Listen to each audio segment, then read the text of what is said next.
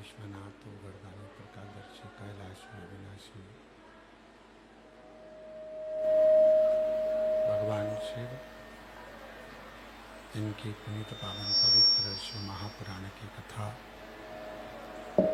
बाबा देवादिदेव महादेव की कृपा से, करुणा से और भगवान शिव की उदारता से श्रवण करने का सौभाग्य प्राप्त हुआ है। बड़े भाग्यशाली हैं सब ईश्वर का भाग्य। बड़े भाग्यशाली हैं भगवान शंकर की कृपा पाकर, भगवान शंकर की उदारता,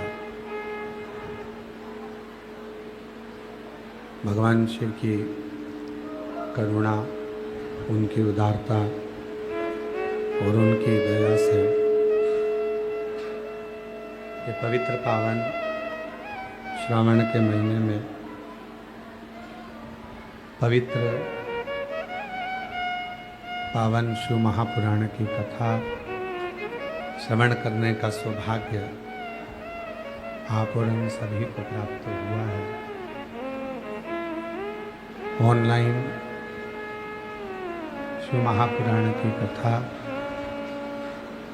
श्रावण के इस पवित्र अवसर पर आप और हम सभी अपने अपने घरों में रहकर ये पवित्र पावन शिव महापुराण की कथा को श्रवण करने के लिए विराजमान हुए हैं, बैठे। सावन का महीना और उस श्रावण के महीने में ये पवित्र पावन शिव महापुराण की कथा और उसमें भी सौभाग्य का विषय जो बाबा की भूमि से आप लोग यहाँ बैठकर कथा सुनने का सौभाग्य आप लोगों को प्राप्त हुआ। शिव की उदारता है, भगवान शंकर की करुणा है, उनकी दया है।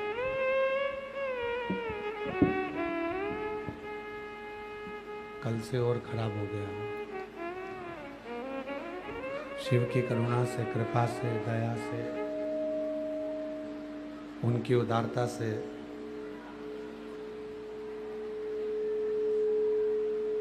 ये भगवान शिव की ये पवित्र कथा आप और हम सब अपने घरों में रहकर श्रवण कर रहे हैं, सुन रहे हैं। और तेरी कृपा बिना लेते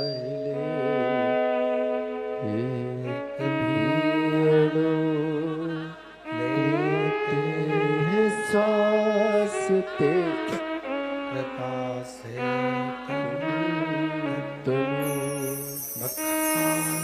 क्या करूं मैं राखों के ढेर का, चपटी भभूत में खजाना कुबेर का।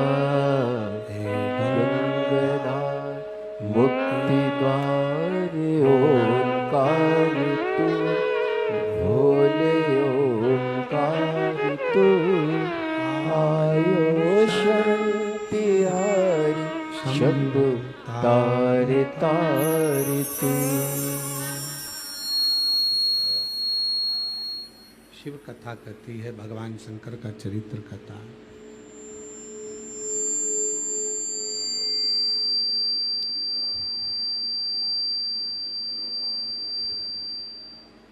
दुर्योधन और अर्जुन ये दोनों एक ही गुरु के शिष्य हैं। दुर्योधन और अर्जुन दोनों एक ही गुरु के शिष्य हैं, पर दोनों के विचार, दोनों की सोच, दोनों की दृष्टि, दोनों का भाव अलग अलग है।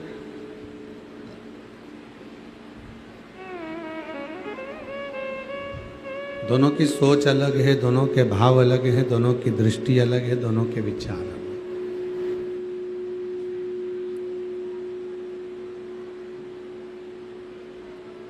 दोनों है एक ही गुरु के शिष्य, पर शिव पुराण कहती है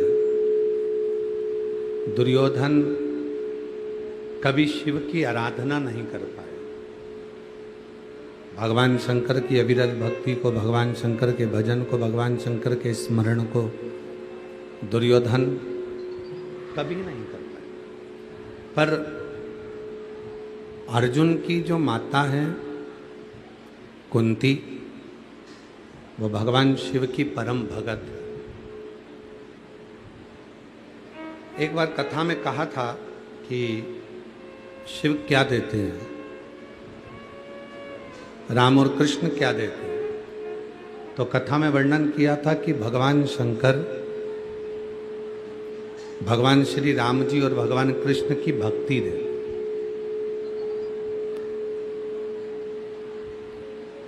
शिव जी देते हैं भगवान कृष्ण की भक्ति, भगवान श्री राम जी की भक्ति, और भगवान राम और कृष्ण देते हैं भगवान शिव की भक्ति। दोनों का अलग अलग वर्णन है। राम जी की आराधना करोगे, राम जी की पूजन करोगे, राम जी की साधना करोगे, राम जी का भजन करोगे तो वो आपको शिव की भक्ति दे दें। भगवान कृष्ण का भजन करोगे, भगवान कृष्ण की साधना करोगे, भगवान कृष्ण के मंत्र का उच्चारण करोगे तो वो शिव की भक्ति दे।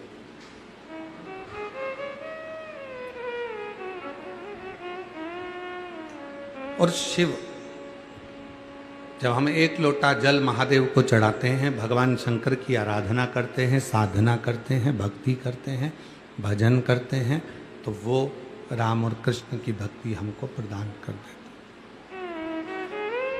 राम जी के चरणों में ले जाकर छोड़ देते हैं, कृष्ण जी के चरणों में ले जाकर छोड़ देते हैं, राम जी के चरणारविंद तक वो ले जाकर अपने को छोड़ देते हैं। राम कृष्ण की भक्ति वो हमको प्रदान कर देते हैं। संसार का जो मनुष्य है, संसार का जो मानव है, वो ये सोचता है कि मैं राम जी का भजन करूं तो मैं शंकर जी का प्रसाद भी ना, अगर मैं कृष्ण भगवान की भक्ति कर रहा हूं तो मैं शिव का ना प्रसाद लूं, ना शिव के मंदिर जाऊं, ना शंकर का स्मरण करूं, ना शंकर का मंत्र जाप करूं। पर ये गलत सोच है, ये गलत विचार है, ये गलत दृष्टि, ये गलत भाव है, गलत भावना है, गलत विचार। राम के भजन करने वाले को, कृष्ण भगवान के भजन करने वाले को, राम जी का स्मरण करने वाले को, कृष्ण भगवान का स्मरण करने वाले को शिव जी की भक्ति तो दिन रात करना ही चाहिए। जब हम शिव की भक्ति करेंगे तो हमको एक ना एक दिन राम और कृष्ण का दर्शन जरूर हो जाएगा, ये निश्चित। राम और कृष्ण का दर्शन होता ही तब है जब हम शिव की भक्ति करें। भगवान मालिक है साउंड का, शिव की भक्ति करें, भजन करें, स्मरण करें। एक बात कथा में पहले कही थी, आप लोग आए हैं कावड़ चढ़ाने के लिए बाबा देवाधिदेव महादेव को, कुबरेश्वर धाम की पवित्र भूमि पर, भगवान देवाधिदेव महादेव की पवित्र धरा पर, शिव जी की पवित्र भूमि पर। आप लोगों को कथा में कहा था, और जितने आस्था चैनल पर सुन रहे हैं, जितने फेसबुक यूट्यूब पर सुन रहे हैं, जितने मोबाइल पर सुन रहे हैं, जितने भी भगवान शंकर के विरल भक्ति को धारण कर रहे हैं, वो भी स्मरण रहे। पूर्व में कह चुके हैं, दुनिया का कोई सा भी व्रत हो, सोमवार, मंगलवार, बुधवार, गुरुवार, शुक्रवार, शनिवार, कोई सा भी व्रत हो, दुनिया का कोई सा भी व्रत हो, दुनिया का कोई सा भी यज्ञ हो, दुनिया का कोई सा भी अनुष्ठान हो, और दुनिया का कोई सा भी उपवास, व्रत, साधना, तप हो, उन सभी तप का फल, उन सभी व्रत का फल, उन सभी उपासना का फल, उन सभी यज्ञ अनुष्ठान मंत्र का फल अगर कोई देगा तो केवल एक देगा, वो देवाधिदेव महादेव देगा, दूसरा नहीं दे सकता। आप गणेश जी का व्रत करोगे तो भी फल शिव ही देंगे, आप देवी जी का आराधना करेंगे तो भी फल शिव जी ही देंगे, राम जी की आराधना करोगे तो भी फल शिव जी ही देंगे। कृष्ण जी की आराधना करोगे तो भी फल शिव जी ही देंगे। केवल एक शिव। मृत्यु लोक में जन्म लेने के बाद, भूमंडल पर आने के बाद, पृथ्वी पर जन्म लेने के बाद हमारे जीवन के सारे सुख दुख, हमारे जीवन के सारे कर्म, हमारे जीवन के जितने भी कृत्य हैं वो सब शिव को समर्पित हो जाते हैं। भगवान शंकर को समर्पित हो जाते हैं, गोवर्धनी को समर्पित हो जाते हैं, शिव जी को समर्पित हो जाते हैं। और जब सारे कर्म भगवान देवादिदेव महादेव को समर्पित हो गए तो हमारे जीवन के जितने भी कर्म का फल है वो शिव ही देने वाले। जब सामूहिक परिवार होता है, चाचा ससुर भी हैं, ताऊ ससुर भी हैं, ससुर भी हैं, सास भी है, ताई सास भी है, चाची सास भी है, दादी सास भी है। जब सामूहिक परिवार होता है तो सामूहिक परिवार में धन कमाकर एक ही जगह पर आता है। सामूहिक परिवार में जो भोजन बनता है, जो रसोई तैयार होती है, वो एक ही चूल्हे पर तैयार होती है। हाँ, इतना जरूर होता है कि जेठ जी को अगर भिंडी की सब्जी पसंद है तो वो भी बनती है, गिलकी अगर पसंद है देवर को तो वो भी बनती है, तुरैया की सब्जी पसंद है तो वो भी बनती है। सब कुछ जिसकी जो पसंद का है कमाकर सब एक जगह पर लेकर आ रहे हैं, फिर जो जिसके पसंद का है वो सारा भोजन तैयार होता है। सारा सब तरह का भोजन तैयार हो गया, सारा भोजन तैयार हो गया। और अकेले रह रहे हो तो वही एक दाल बन जाएगी, सब्जी बन जाएगी, रोटी बन गया, चावल बन गया, अचार मिल गया, थोड़ा नमक मिर्ची जो भी लगता है वो तुमको प्राप्त हो जाता। पर सामूहिक में रह रहे हो तो सामूहिक में रहने पर आपको भिंडी की भी सब्जी मिल रही है, क्योंकि एक चाचा ससुर को ये पसंद है, एक को गिलकी की सब्जी पसंद है, एक को तुरई की सब्जी पसंद है, तो सारी तरह की सब्जी आपकी थाली में आ रही है। सामूहिक। अकेले में तो बस एक दाल और सब्जी, पर सामूहिकता है तो वो सब कुछ आ रहा, सब कुछ प्राप्त हो। उसी तरह बनेगा एक जगह, मिलेगा एक जगह, प्राप्त एक जगह होगा, सब कुछ एक जगह मिलेगा। हर चीज एक जगह पर मिल जाएगी, पर बनेगा सब। उसी तरह हमने राम कहा, हमने कृष्ण कहा, हमने शिव कहा, हमने दुर्गा कहा, हमने कुल देवी की भी आराधना करी, हमने अपने पितरों की भी आराधना करी, हमने सबकी साधना करी, तो भी फल एक ही जगह से प्राप्त होगा, और वो शिव का दरवाजा है, देवादिदेव महादेव का द्वार है, जहां से हमें फल की प्राप्ति हो जाती है। और मैंने तेरे ही भरोसे बाबा, तेरे ही भरोसे हवा बीच उड़ती जवानी, बाबा डोर तो छड़ी ना में कटी जावागी, भोले मैं तेरी पतंग शंभू, मैं तेरी पतंग हवा बीच उड़ती जावागी, बाबा डोर तो छड़ी ना में कटी जावागी। तो एक साधना, एक बार हुआ वासुकीनाथ और शेषनाग। शेषनाग भगवान नारायण जिस पर विश्राम कर रहे हैं, वासुकीनाथ जो भगवान शिव जी के गले में विराजमान, दोनों, और दोनों ही सर्प बड़े प्रबल हैं। एक भगवान विष्णु जी के पास में है और एक भगवान शंकर जी के पास में। दोनों सर्प बड़े प्रबल, दोनों में विवाद हुआ। दोनों में झगड़ा हुआ, और दोनों में झगड़ा हुआ तो वासुकी नाग ने कहा शेषनाग से, आज अपन दोनों भाई एक जगह पर बैठे हैं, चलो थोड़ी देर शिव चर्चा करते हैं।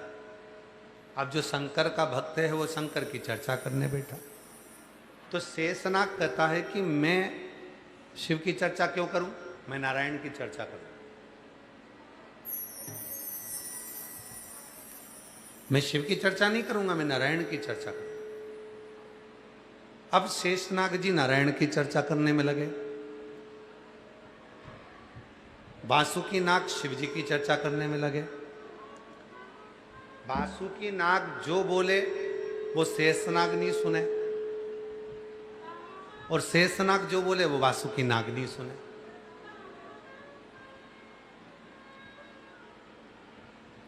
पति और पत्नी दोनों शंकर के उपासक मिल जाएं तो समझ लेना कि भगवान की बड़ी कृपा हुई है, बड़ी करुणा हुई।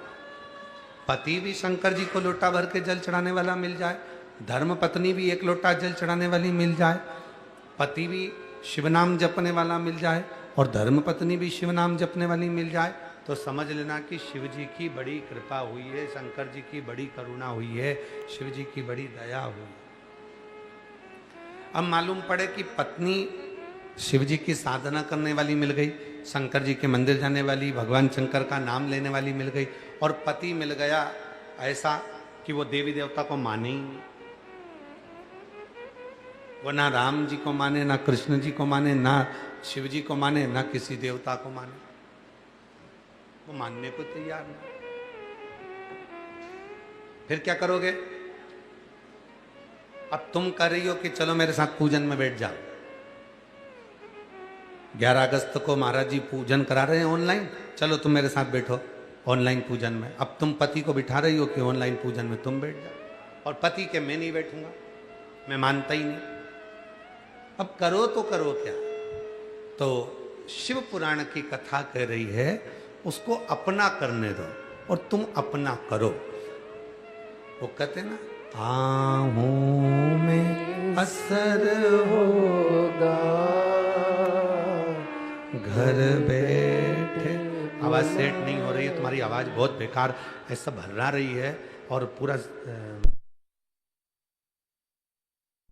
एकदम। आहों में असर होगा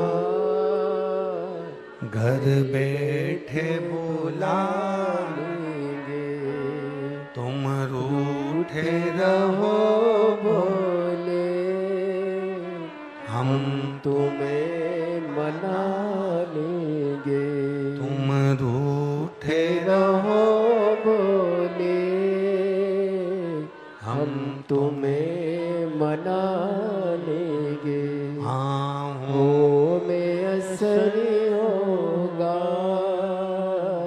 घर बैठे बुला लेंगे। अब शिव पुराण की कथा कहती है तुम अपना कर्म करो, उसको अपना कर्म करने दो, और जब तुम अपना कर्म करने लगोगे, तुम भजन करने लगोगे, शिव की आराधना साधना करने लगोगे, भगवान शंकर की अविरल भक्ति में तुम डूबने लगोगे।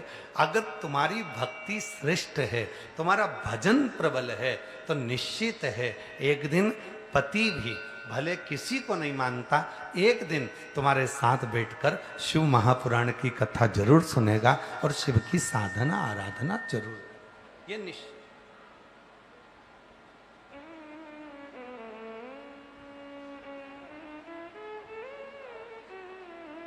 शिव की साधना करेगा वो। अब तुम्हारी भक्ति में बल होना चाहिए। हमें स्मरण आ रहा है,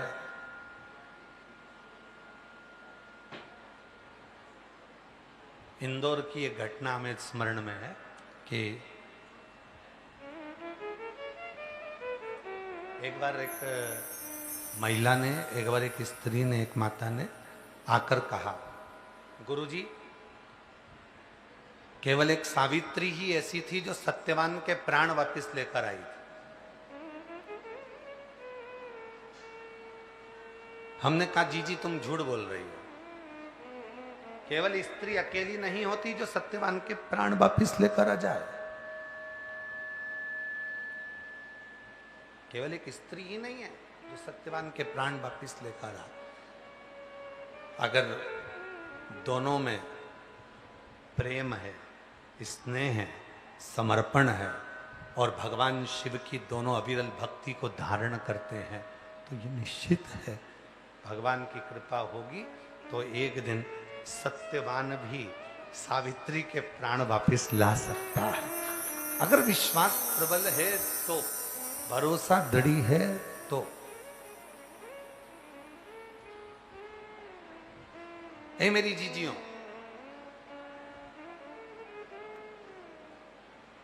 कितना सुंदर लिखा है शिव महापुराण की उमा संहिता कहती है कि धर्म पत्नी जो दान करती है, जो पुण्य करती है, जो सत्कर्म करती है, जो व्रत करती है, जो उपवास करती है, जो साधना करती है, तो पति के खाते में भी जाता है, ससुराल के खाते में भी जाता है और मायके के खाते में भी जाता है, दोनों जगह जाता है। पर शिव महापुराण की कथा उमा संहिता एक बात और कहती है, कोई पति यदि शिव की साधना कर रहा है, भगवान शंकर की आराधना कर रहा है, शिव की उपासना कर रहा है, तो उसका पूरा आधे हिस्सा धर्म पत्नी के खाते में चला जाता है। कितना हिस्सा जा रहा है? आधा। इसीलिए शायद यह कहा जाता है कि जब हम कहते हैं रिटायरमेंट हो गया, रिटायरमेंट होने के बाद भी आधा मिलता ही रहता है, और कई लोग ऐसे भी हैं कि कोई चला गया तो उसका भी हक उस पत्नी को मिलता ही रहता है। तो ये कहाँ से लिया? तो कोई कहेगा ये शिव महापुराण की उमा संहिता से लिया कि पत्नी जो भजन कर रही है, पत्नी जो व्रत कर रही है, पत्नी जो उपवास कर रही है, पत्नी जो पुण्य कमा रही है, तो पत्नी का पुण्य तो मायके ससुराल सबको मिला, पर जो पति एक बार भी अगर भगवान का भजन कर रहा है, पति एक बार भी श्री शिवाय नमस्तुभ्यम कर रहा है, पति एक बार भी अगर शंकर के मंदिर में जा रहा है, पति एक बार भी शिव नाम में अगर डूबा हुआ है, तो उसका 50% तो धर्म पत्नी के खाते में चला ही जाता। पत्नी का बेटे के खाते में गया, पत्नी का पुण्य पुत्री के खाते में गया, पत्नी का पुण्य ससुराल में गया, पत्नी का पुण्य ससुर मायके में गया, उसके भतीजा भतीजी जो जो कहते ना बुआ जी बुआ जी बुआ जी, तो भतीजे को भी मिला, पुण्य मिला। अब पर पति का जो पुण्य है वो पुत्र को नहीं, पति का जो पुण्य है वो पुत्री को नहीं, पति का जो पुण्य है वो कहीं नहीं, पति का पुण्य अगर मिलेगा तो उसकी धर्म पत्नी को आधा अवश्य प्राप्त होगा, जिससे वो अपने जीवन की सार्थकता को सिद्ध कर सके।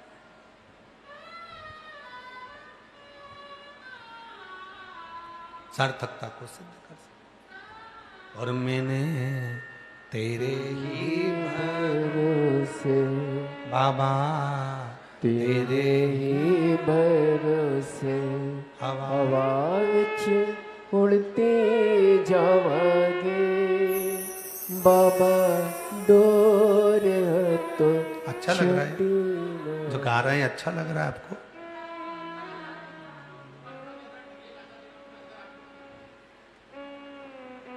भोले मैं तेरी पतंग शंभू, मैं तेरी पतंग हवा विच उड़ती जावांगे बाबा, डोर है तो छड़ी ना मैं कटी जावांगी।